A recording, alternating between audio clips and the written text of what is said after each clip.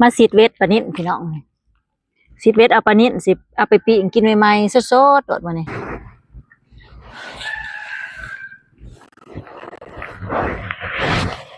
มูติดเลย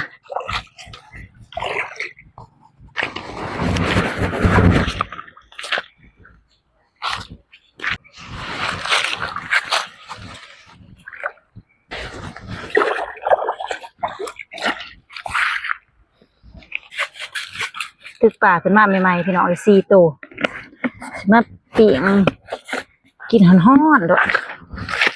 ปิ้งกินใหม่ๆฮ้อนๆด้วย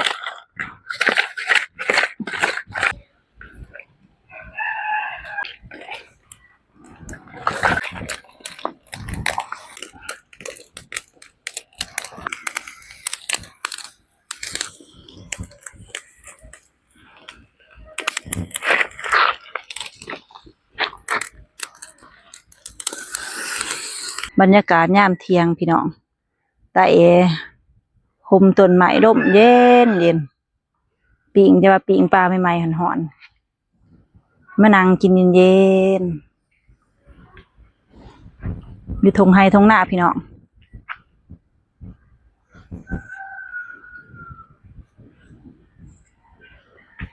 กล่องห่มต้นไม้คือเก่าแหละพี่น้องมื้อนี้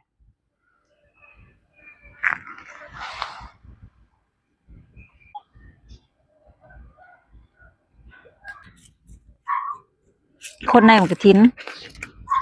ปรุงใส่บักพริกใส่ขะน้อ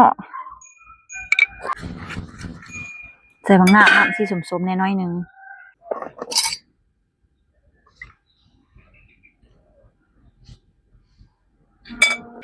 คนให้เข้ากันเนาะ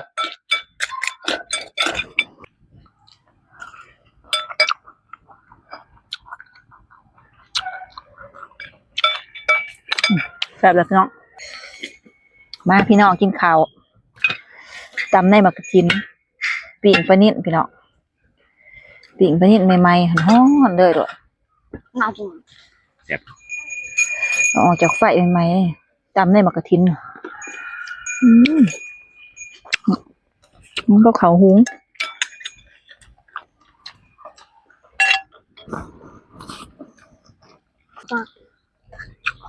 อันนี้อยากอีกนะทะลุไปเนะใหญ่เดี๋ยวได้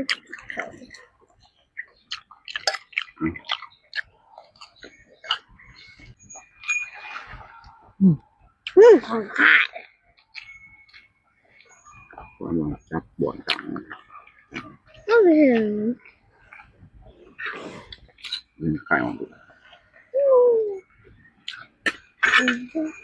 ว้าว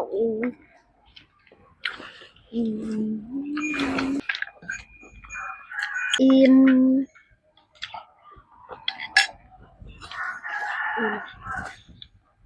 เอาสิยังcó quầy khẩm nhiều mà vậy nhỉ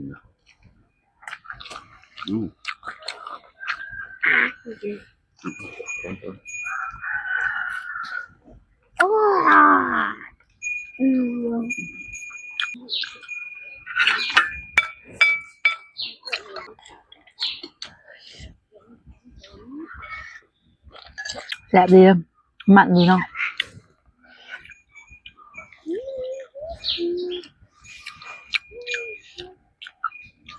ปิ้งใหม่ๆแซ่บถึงหวานดิตัวนี้